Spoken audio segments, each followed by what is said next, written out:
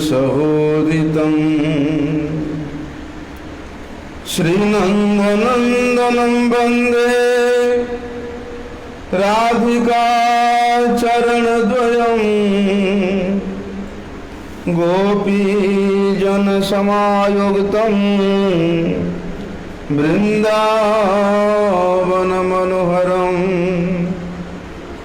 गुरवे गौरचन्द्राय राधिकाय तदालये कृष्णाय कृष्णभक्ताय तद्भक्ताय नमो नमः। वाञ्छाकल्पतरुभ्यश्च कृपा सिन्धुभ्यैव च पतितानं पावनेभ्यो वैष्णवेभ्यो नमो नमः। पतितपावन परम करुणामय परम आराध्यतम गुरुपाद पद्मं नित्यलीला प्रविष्टम विष्णुपाद परमहंस परिव्राजकाचार्य अष्टोत्तरशत श्रीमद् शिल भक्ति वल्लभ तीर्थ गोस्वामी गुरु महाराज के श्री चरण कमल में अनंत कोटि साष्टांग दंडवत प्रणाम करते हुए उनकी अहेतु की कृपा प्रार्थना करता हूँ।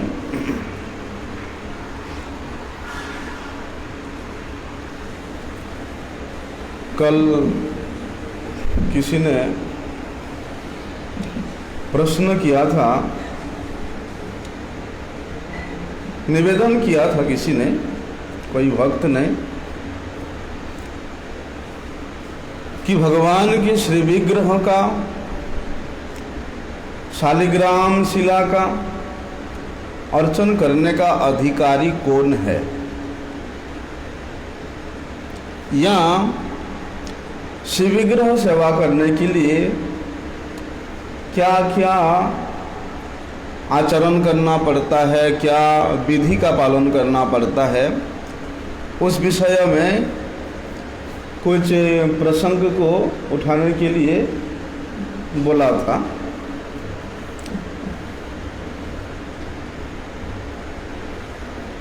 अर्चन का मतलब ही है पूजा, और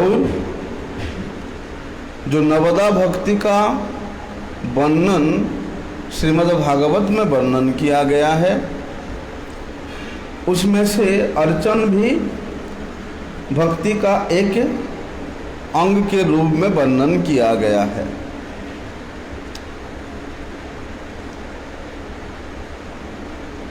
साक्षात भक्ति ही है, भगवान का अर्चन करना साक्षात भक्ति ही है। अभी कौन करे अर्चन? जो भगवान श्री कृष्ण के अतिशय प्रियजन है, कृष्ण प्रेष्ठ, श्री गुरुदेव के निकट शास्त्र विधि विधान के अनुसार श्री कृष्ण मंत्र का, विष्णु मंत्र का दीक्षा ग्रहण करके, बोलते हैं वही मंत्रों के द्वारा दीक्षित व्यक्ति अर्चन या पूजा, भगवत पूजा करने का अधिकारी होता है। जब तक दीक्षा नहीं होता, विष्णु मंत्र में जब तक दीक्षित हुआ नहीं जाता, तब तक किसी को भी, चाहे वे ब्राह्मण ही क्यों ना हो, भगवान की पूजा करने का, भगवत अर्चन करने का अधिकार नहीं होता है। क्योंकि जो अधिक्षित व्यक्ति है, उसके द्वारा किया हुआ अर्चन, पूजा, ये सब निष्फल हो जाता है। ऐसे कि यहाँ तक बताया अधिकृत व्यक्ति के द्वारा अर्पण किया हुआ वस्तु भी भगवान ग्रहण नहीं करते हैं। कई भक्त लोग जैसे घर पे फोटो रख के पूजा वूजा करते हैं, भले ही जैसे हम करते हैं आरती के टाइम पे, हाँ हाँ वो कर सकते हैं ना। बिल्कुल। भगवान हर कोई जो आठ रूप में अपने आप को प्रकाशित किया है, उसमें से एक आलेख्य भी है। आलेख्य को भी वे विधि विधान के साथ पूजा कर सकता है।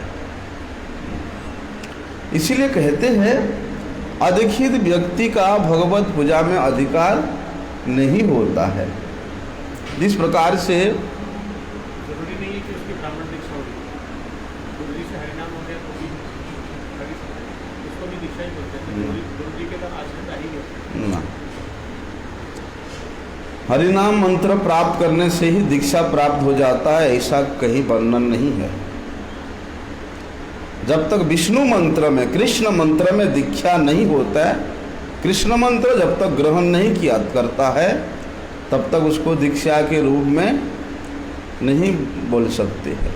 वो तो अर्चन विधि के रूप में कुछ है, जैसे अर्चन विधि के रूप में वहाँ से कुछ ना कुछ है दीक्षा मंत्रों में से, लेकिन अर्चन की बात नहीं कर रहा। उसके लिए क्या, वो तो उसके लिए तो दीक्षा होनी जरूरी है, वो तो मैं समझता हूँ। लेकिन जैसे आरती वगैरह करते हैं मंदिर में, जैसे दोपहर शाम मंदिर में आरती करने का अधिकार भी, वो आरती करना भी पूजा का एक अंग है, अर्चन का एक अंग है। दीक्षित को ही करना चाहिए। ऐसा जैसे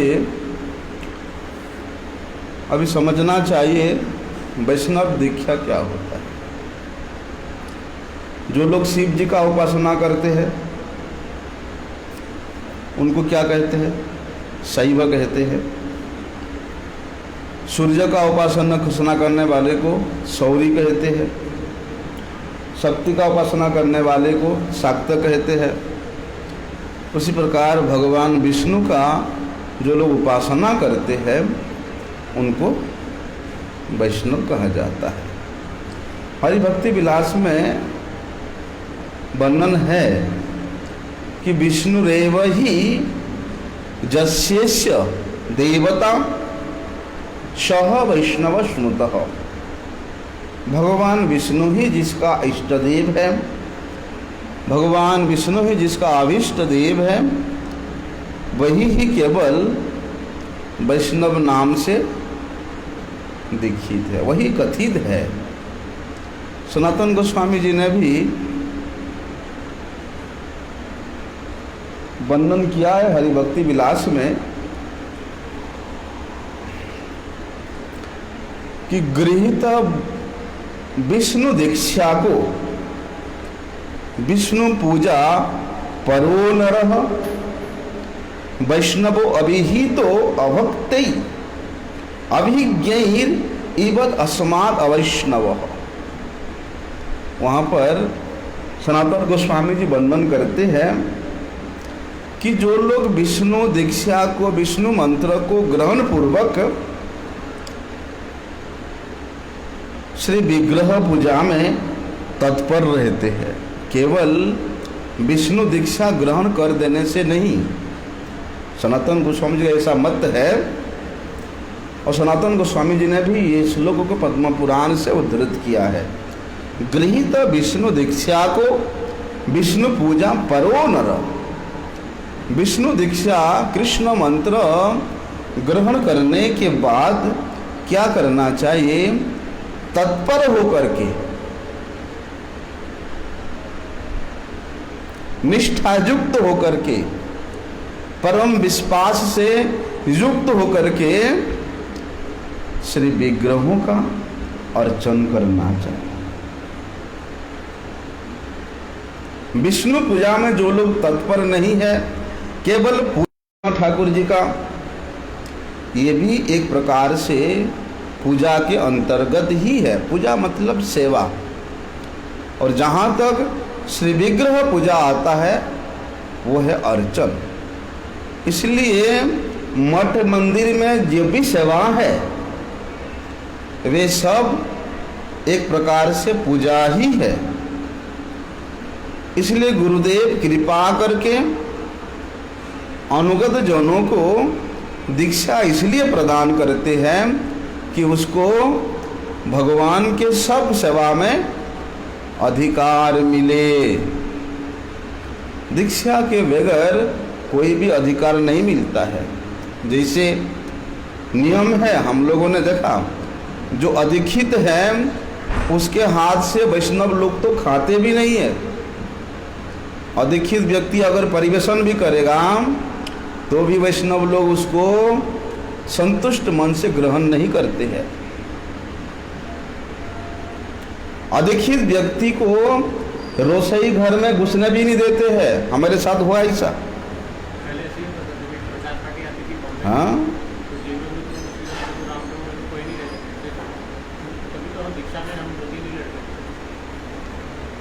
हाँ बिल्कुल, बिना दीक्षा का सभा में अधिकार नहीं होता है। इसलिए वहां पर कहते हैं वैष्णव अभिहितो भक्ति,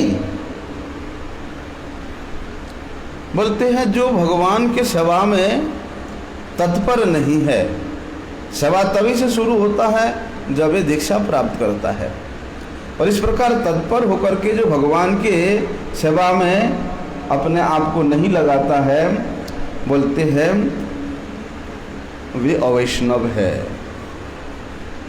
ऐसा सनातन गोस्वामी जी लिखती है।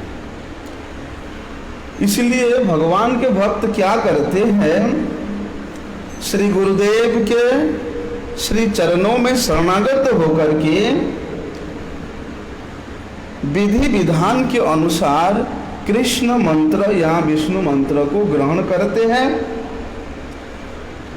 जो लोग ग्रहण नहीं करते, जो लोग दीक्षा नहीं लेते हैं, या जो लोग उस कृष्ण मंत्र को प्राप्त नहीं किए हैं, वे लोग भगवत अर्चन करने का, भगवत पूजा करने का अधिकार भी प्राप्त नहीं करते हैं।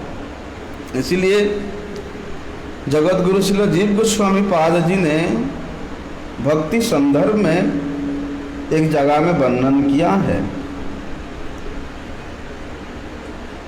कि अर्चन मार्गे अवश्यम विधि अपेक्षणीय ततः पूर्व दीक्षा कर्तव्य और अथ शास्त्रीय विधानांच शिक्षणीयम। जीव गोस्वामी जी वहाँ बताते हैं कि अर्चन मार्ग में विधि का विशेष अपेक्षा रहता है। विधि के बिना, क्योंकि विधि के बिना साधन भक्ति अनुष्ठान नहीं किया जाता। विधि को छोड़ करके अगर कोई कहता है कि मैं साधन कर रहा हूँ, वो साधन के रूप में गिना नहीं जा सकता। क्या है इसमें नियम, क्या है विधि पूजा का? बोलते सबसे पहले दीक्षा ग्रहण करना है।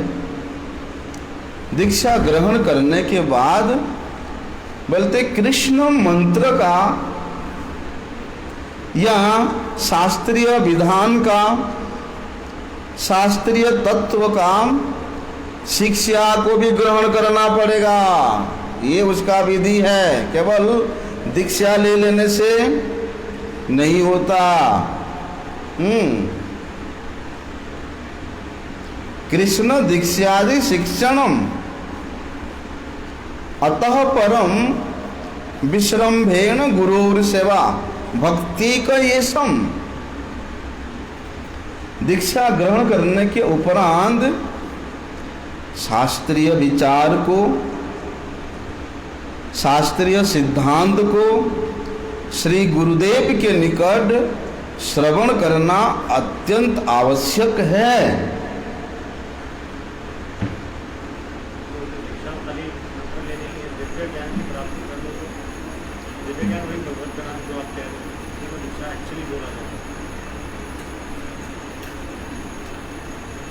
दिव्य ज्ञानम जतो दद्यात्,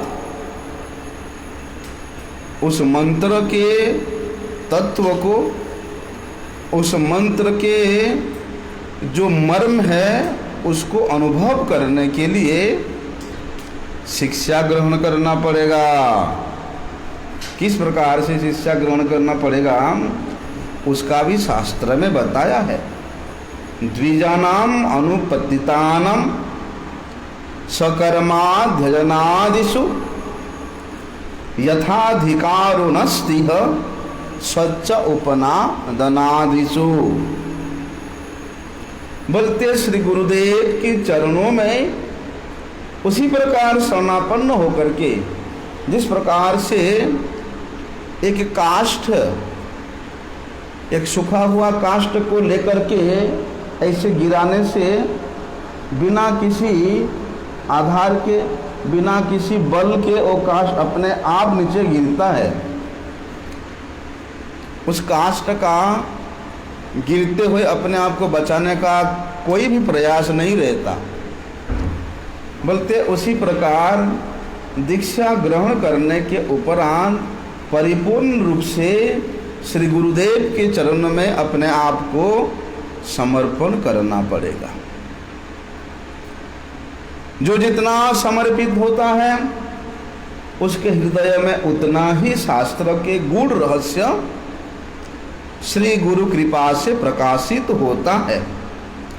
इसलिए वहाँ आगम में निगम में दीक्षा ग्रहण के विषय में इस प्रकार वर्णन किया है कि जो द्विज है, ब्राह्मण ही क्यों ना हो, अगर वे कृष्ण या विष्णु मंत्र में दीक्षा को प्राप्त नहीं किया है, उसका भी वेद इत्यादि अध्ययन करने का अधिकार नहीं होता है। उपनयन संस्कार के उपरांत जिस प्रकार से उनका वेदादि ध्यान, देवताओं का अर्चन करने में अधिकार होता है, उसी प्रकार जो अधिकृत व्यक्ति हैं वे भगवान के अर्चन में अधिकार उसका नहीं होता है। इसलिए प्रत्येक मंगल इच्छु साधक को श्री गुरुदेव के निकट दीक्षा प्रदान करनार्थ प्रार्थना करना चाहिए। ऐसा इसलिए भक्ति संदर्भ में एक जगह में वर्णन है कि अगर हम इस विधि को, शास्त्र के विधान को छोड़ करके अगर हम भगवान के भक्ति ही क्यों ना करें, भगवान की अर्चन पूजादि ही क्यों ना करें, वो केवल उत्पाद ही होता है। श्रुति स्मृति इतिहास पंचरात्र विधिम बिना ऐकंतिकीम हरिर भक्ति उत्पाता यैव कल्पते। देखने में लगता है कि वे व्यक्ति हरि भक्ति कर रहा है, लेकिन श्रुतियों में, स्मृतियों में हमारे आचार्य गणों ने, महाजन गणों ने जो विधि बताया है, जो नियम बताया है, उसी के अनुसार करना ही वास्तव में पूजा होता है, भक्ति होता है। उस विधि को छोड़ करके वे सब केवल उत्पाद के रूप में ही परिगणित होता है। इसलिए चाहे इस लोक में हो चाहे परलोक में हो, प्रत्येक मनुष्य को अपनी पुरुषार्थ सिद्धि के लिए क्या करना चाहिए? दीक्षा ग्रहण करना चाहिए, जिसको कि इस विधि विधान को पालन करना चाहिए, जिस विधि विधान को कि हमारे पूर्वाचार्यों ने, ऋषि मुनियों ने हमारे मंगल के लिए उपदिष्ट किया है। दृष्ट्वा योगः प्रयुक्ताश्च पुंसां श्रेयः प्रसिद्धये। अपने श्रेय कल्याण करने वाले मनुष्य को उन ऋषि मुनियों के विधि विधान को अवश्य पालन करना चाहिए। इसलिए वहां कहते हैं ताना तिष्ठति जह न समाम उपस्यम पूर्वदर्शितान अवरह श्रद्धयोपेत उपेयान बिंदते अंजसा।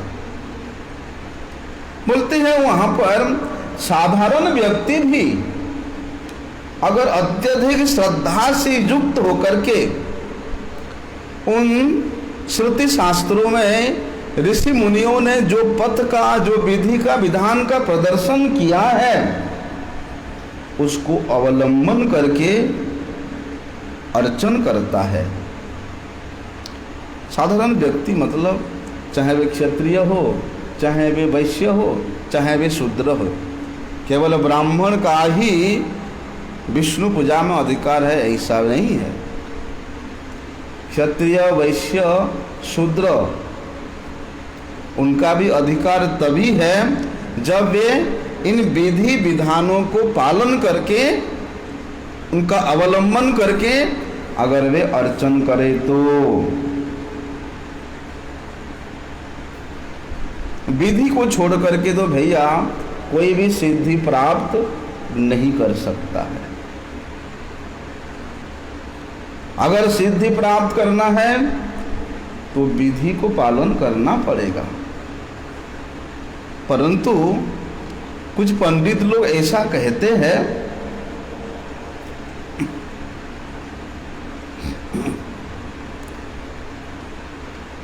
क्या कहते हैं कि ये सब विधि पालन करने का कोई आवश्यकता नहीं है। इन विधियों को छोड़ करके वे लोग स्वतंत्र रूप से, क्योंकि पंडित का अभिमान है, पंडिताभिमानी है, इतना पंडिताभिमानी है कि ऋषि मुनियों के उन विधि विधानों को भी छोड़ करके वे स्वतंत्र रूप से पूजादि क्रिया करता है। कुछ फल नहीं प्राप्त होता, सब के सब निष्फल हो जाता है। इसलिए ब्राह्मण कुल में जन्म लेने पर भी अगर वे विष्णु दीक्षा में दीक्षित नहीं है, या ब्राह्मण कुल में जन्म होकर के भी अगर वे बीड़ी पीता है, तंबाकू खाता है, शराब पीता है, प्याज लहसुन खाता है, मांस मांस खाता है, मिथ्याचारण करता है, तो उस व्यक्ति के द्वारा क्या हुआ पूजादि अर्चनादि क्रिया सब के सब निष्फल हो जाता है। इसलिए विधि बताया है। क्या है सबसे पहले विधि? स्वयं भगवान कहते हैं कि प्रथम मंत्र गुरुम पूज्य ततश्चैव ममार्चनम कुर्वन् सिद्धिमवाप्नोति यन्यथा निष्फलम भवेत्। भगवान स्वयं उस विधि को बता रहे हैं कि भैया मेरा पूजा करने से पहले श्री गुरुदेव का पूजा करना। सबसे पहले श्री गुरु का पूजा करके उसके बाद मेरा पूजा करोगे तो सिद्धि प्राप्त होगा। नहीं तो गुरु के पूजा को छोड़ करके सीधे मेरा पूजा करोगे तो तुम्हारा पूजा का सारी परिश्रम निष्फल हो जाएगा। इसलिए हम लोगों ने गुरु वर्गों से सुना है, शास्त्रों को अध्ययन करने से ये पता चलता है कि भगवान विष्णु का विग्रह, श्री कृष्ण का विग्रह हो, भगवान राम नारायण इन सब का भगवत विग्रह हो या शालिग्राम शिला हो, ये साक्षात भगवान है। ये भगवान का अर्चावतार है। अर्चावतार के रूप में इनको शास्त्रों में आख्यायित किया गया है। क्यों? भगवान को फिर ये अर्चा अवतार लेने का क्या आवश्यक है? भगवान श्री हरि इस जगत के कल्याण करने के लिए जगत के मंगल विधान करने के लिए वे कृपा पूर्वक अर्चावतार के रूप में इस धरती पर अवतरित होते हैं, यहाँ आविर्भूत होते हैं। इसलिए वे अर्चावतार, वे कोई पत्थर नहीं होता, वे कोई धातु नहीं होता, वे कोई काष्ठ नहीं होता, वे साक्षात भगवान के भगवान ही है, भगवत स्वरूप ही है।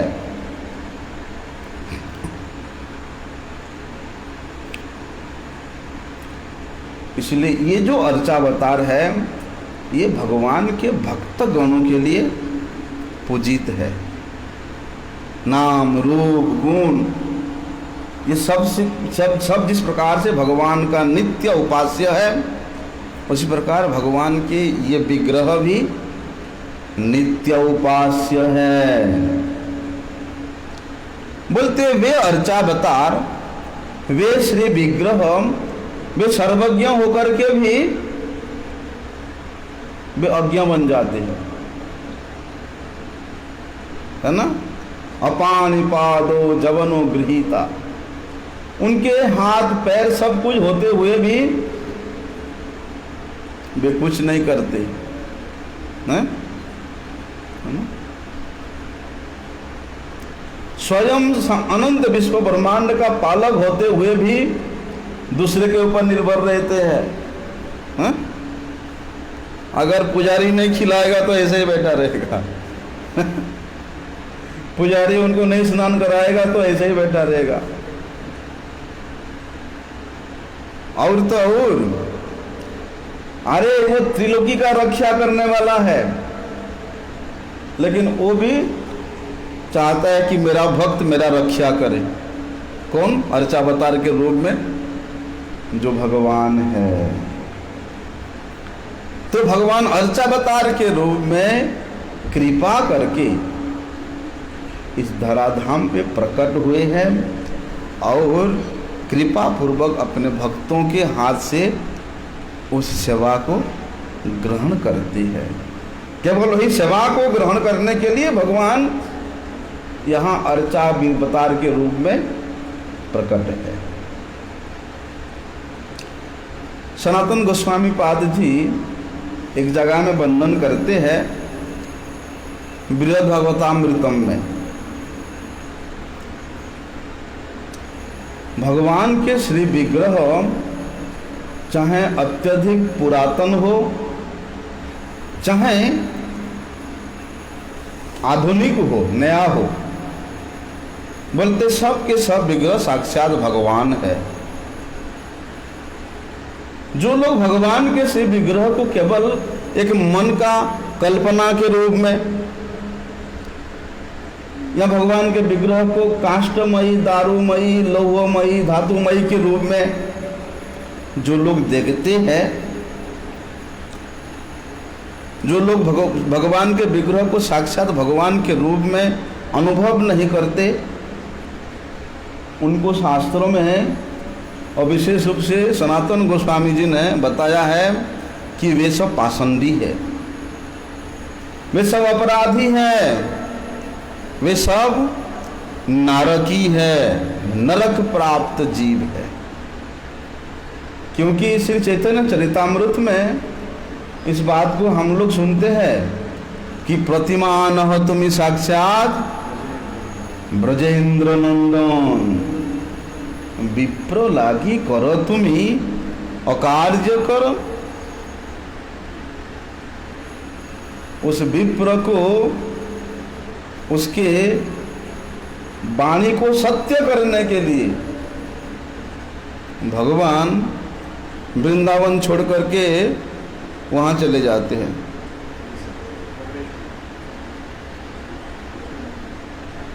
भगवान वहाँ नहीं गए थे, वो ब्राह्मण उड़ीसा का नहीं था, वो ब्राह्मण था विद्यानगर का, और विद्यानगर पड़ता है आंध्र प्रदेश में। साक्षी गोपाल जी यहाँ से तो आंध्र प्रदेश में गए थे, वृंदावन से विद्यानगर में, और वो जो ब्राह्मण का जो गांव था वो विद्यानगर ही है।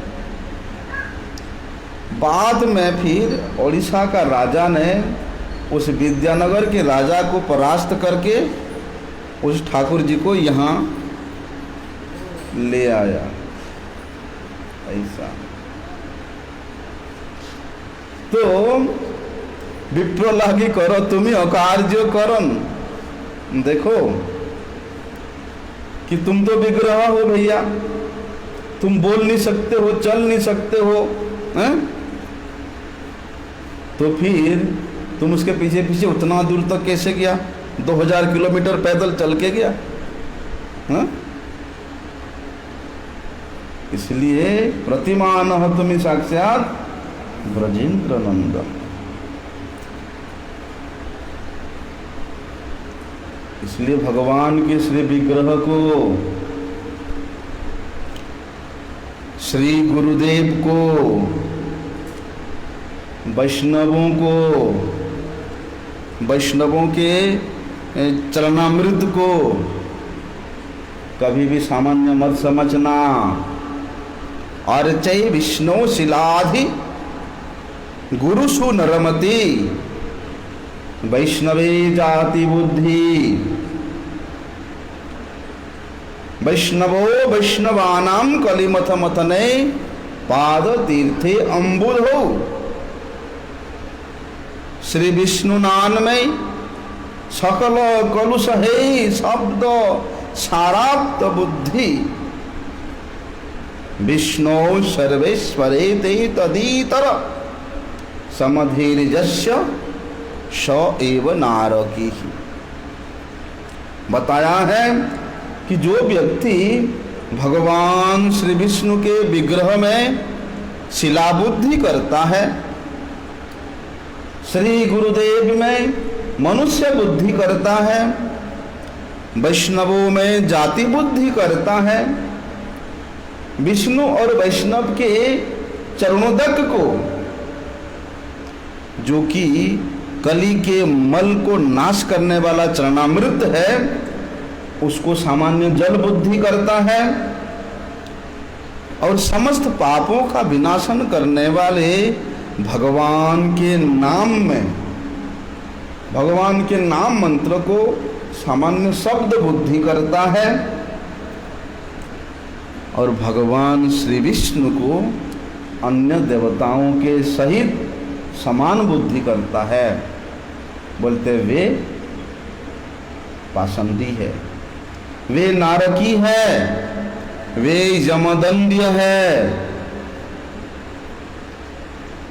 श्री विग्रह जना माने सही तो पाषंड,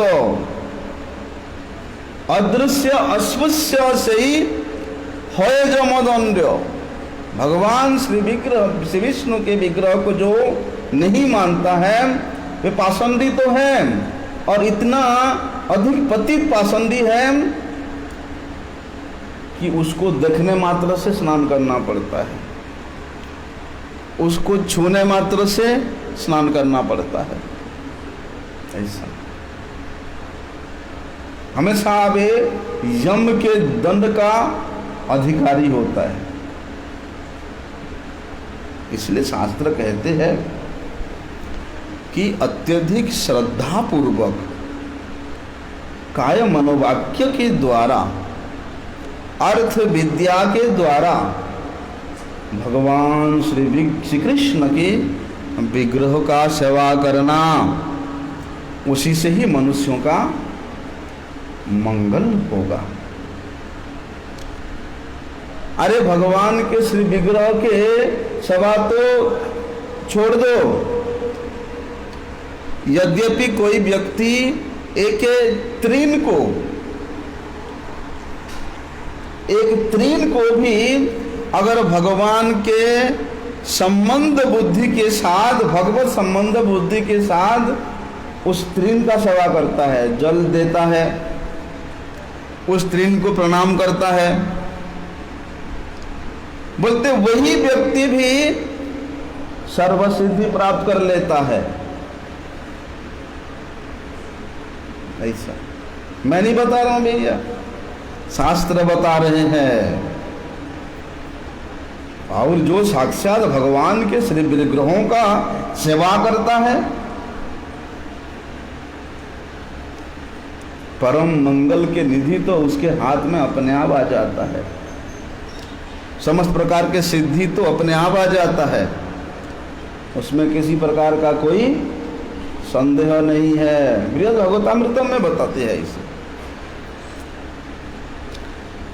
इसलिए साल गिरा ग्रामम शिलाम यत्र तत्तीर्थ षोडशत्रयम् तत्र दानम जपो होम सर्वम कोटि गुणम भवेत्। स्कंद पुराण का श्लोक है, वहाँ बता रहे हैं कि जिस स्थान पर शालिग्राम शिला अर्चन होता है, जिस स्थान पर शालिग्राम शिला अवस्थित होता है, उस स्थान से 3 योजन दूर पर्यंत वो तीर्थ के रूप में परिणत हो जाता है। 1 योजन मतलब 3 किलोमीटर होता है। 3 योजन मतलब 9 किलोमीटर परिधि का जो स्थान है वो तीर्थ रूप हो जाता है, जिस स्थान पर शालिग्राम शिला रखा होता है। तो ये 3 योजन परिमित स्थान में जो भी दान, व्रत, जप, होम किया जाता है, उसका फल भी कोटि गुना होता है। हमारे गिरिराज जी, ये तो साक्षात शालिग्राम शिला है, ये तो साक्षात भगवान है, हैं? ये तो अपनी 3 योजन परिधि को छोड़ करके ये तो पूरे 84 कोष में व्याप्त है, इतना कृपालु है। वैसे गिरिराज जी का जो परिधि है वो गर्ग संहिता में वर्णन है। गिरिराज जी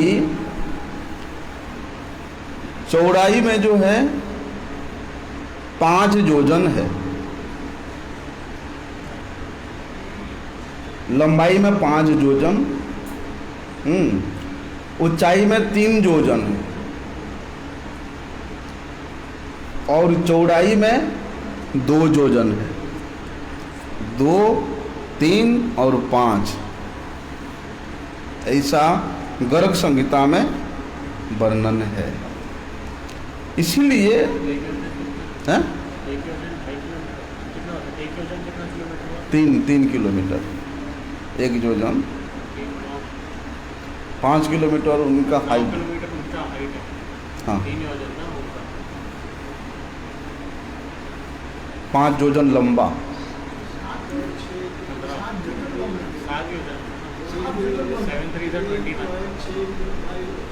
7 योजन लंबा, ऐसा उसमें वर्णन है। इसलिए शालिग्राम शिला जिस स्थान पर रखा होता है, उस स्थान के 9 किलोमीटर के अंदर में जितना भी दान, होम, जप, तप किया जाता है, वे सब कोटि गुण फल प्राप्त होता है दूसरी जगह के करने अपेक्षा। इसलिए शास्त्र का वचन ऐसा है।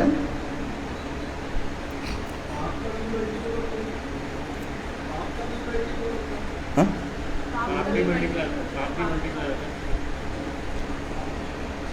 पाप भी होता है धाम में। हाँ, होता है, सब जगह में होता है ऐसा। इसलिए शास्त्र कहते हैं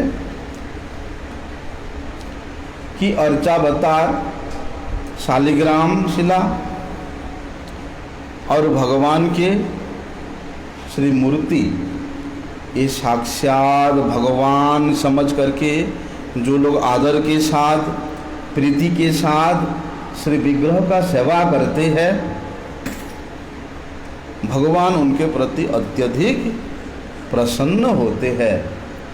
इसलिए क्या करना चाहिए? भगवान के श्री अर्चावतार का, चाहे विग्रह रूप में हो चाहे शालिग्राम रूप में हो, उनका आदर के साथ सेवा करना चाहिए, पूजा करना चाहिए। इससे क्या होता है? महामंगल लाभ होता है। धर्मार्थ काम मोक्ष के ऊपर भी जो कृष्ण प्रेम है, भगवत प्राप्ति है, वो भी मिल जाता है। इसलिए सनातन गोस्वामी जी ने बृहद्भागवतामृतम में बताया है कि जब वे गोप कुमार भगवान के अत्यधिक प्रिय का पात्र अन्वेषण करते करते हनुमान जी के पास पहुंचते हैं, तो हनुमान जी क्या करते हैं उस समय कि वे भगवान श्री राम के श्री विग्रह के सामने इस प्रकार का उनका सेवा कर रहे हैं, इस प्रकार का उनका हाव भाव है, इस प्रकार से भगवान के उस विग्रह से आज्ञा ले रहे हैं जैसे कि साक्षात भगवान श्री रामचंद्र विराजमान है। लेकिन हनुमान जी का लेश मात्र भी ये भाव नहीं है कि ये विग्रह है, ये अर्चावतार है। साक्षात भगवान रामचंद्र के रूप में अनुभव करके उनसे आज्ञा ले रहे हैं, उनका सेवा कर रहे हैं। बड़े प्रीति के साथ श्री रामचंद्र जी की सेवा में श्री हनुमान जी लगे हुए हैं। इसीलिए हम लोगों को भी हनुमान जी के इस आदर्श को ग्रहण करना चाहिए। हनुमान जी के द्वारा प्रदर्शित उस आदर्श के अनुसार हम लोगों को श्री विग्रह सेवा करना चाहिए। इसी से ही परम मंगल, परम शांति प्राप्त होता है। जीव गोस्वामी जी वहाँ बताते हैं प्रीति संदर्भ में, एतद् वै सर्ववर्णानाम आश्रमाणाम च सम्मतम श्रेयसाम उत्तमम मन्ये स्त्री शूद्राणाम च मानुद। जीव गोस्वामी जी वहाँ बता रहे हैं, अगर स्त्री और शूद्र ये भगवान का भक्त है, भक्त तभी है जब वे भगवान के मंत्र में दीक्षित है, विष्णु मंत्र कृष्ण मंत्र में दीक्षित है, भक्त है, चाहे वो स्त्री हो चाहे वे शूद्र हो, बोलते वे भी भगवान के पूजा करने का अधिकारी है। लेकिन अभक्त स्त्री के लिए या अभक्त स्त्री के लिए नहीं बताया है। एतद्वै सर्ववर्णानाम आश्रमाणाम च सम्मतम श्रेयसाम उत्तमम मन्ये स्त्री शूद्राणाम च। सर्वशास्त्र में, सर्ववर्ण में, सर्व ऋषि मुनियों में ये विदित है कि स्त्री और शूद्र भगवान के भक्त हैं तो वे भी भगवान की अर्चन करने का अधिकारी है। अगर वे विष्णु भक्त है तो उनको भी आगम निगम पुराणों में जो विधि विधान बताया है उसके अनुरक्त होकर के वे भगवान के पूजन करने में समर्थ होते हैं। देखो ना, हम लोग सुनते हैं जब सची माता भोग लगाती है शालिग्राम शिला जी को अपने घर में, स्वयं श्रीमन महाप्रभु जी इस बात को बता रहे हैं कि जब मैं नीलाचल में था या मैं नीलाचल में रहता हूँ और बीच बीच में आकर के मैं मेरे माता के चरणों का दर्शन करके जाता हूँ। बीच बीच में क्यों, मैं नित्य प्रति सची माता का दर्शन करने के लिए जाता हूँ। लेकिन सची माता पुत्र स्नेह के स्फूर्ति में वे इस बात को नहीं समझ पाती, नहीं मानती। एक दिन क्या हुआ, सची माता ने बड़े सुंदर व्यंजन बनाया, साली अन्न होता है बंगाल में, बड़े सुंदर अन्न, सबसे अच्छा अन्न है चावल, है ना, शाल्यान्न। वो शाल्यान्न का चावल बनाया सती माता ने, और 5-7 प्रकार के सब्जियां बनाया, साग, मोचा घंट, हैं, पोटल का पस्तु दे करके पोटल, नीम पत्ता का बैगन, हैं, ये सब चीज सची माता बना करके शालिग्राम शिला के सामने लेकर के भोग लगाया। लेकिन जब शालिग्राम जी के सामने ये सब भोग के नैवेद्य को रखती है सची माता, तब देखती है, बड़े दुखी होकर के कहती है, क्रंदन करती है, हाय हाय मेरे निमाई होता तो ये सब प्रसाद को कितना प्रीतिपूर्वक पाता, लेकिन निमाई तो है नहीं, वो तो नीलाचल में है। ऐसा सोच सोच करके वो प्रसाद को देख देख के माता रो रही है। निमाई नाही को ये था के करे भोजन, अब निमाई तो यहाँ नहीं है, कौन भोजन करेगा इतनी सारी, मोर ध्यान अश्रु जले भरी लान। श्रीमन महाप्रभु जी कहते हैं, मेरे ध्यान करते करते मेरे माता का अश्रु प्रवाहित होते होते उनके वक्षस्थल भीग जाता है, उनके दोनों नयन भीग जाता है। इसलिए श्रीमन महाप्रभु से और रहा नहीं जाता है। शीघ्र जाई मुई सब करीब भक्षण। अभी नीलाचल से श्रीमन महाप्रभु जा करके वहां पर वे सबको भोजन कर लेते हैं।